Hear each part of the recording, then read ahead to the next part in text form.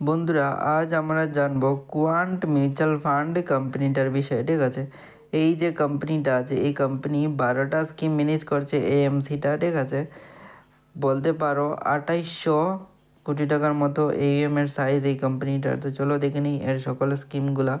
তো ইকুইটি সেগমেন্টের মধ্যে 4টা স্কিম আছে, যেমন quantum value fund direct growth, তারপর হলো quantum ESG based in class strategy fund direct growth, তারপর হলো quantum small cap fund direct growth, quantum ethical fund direct growth. ঠিক আছে, তো সবটি 500 টাকা থেকে মিনিমাম ইনভেস্টমেন্টকে অপশন রাখা হয়েছে।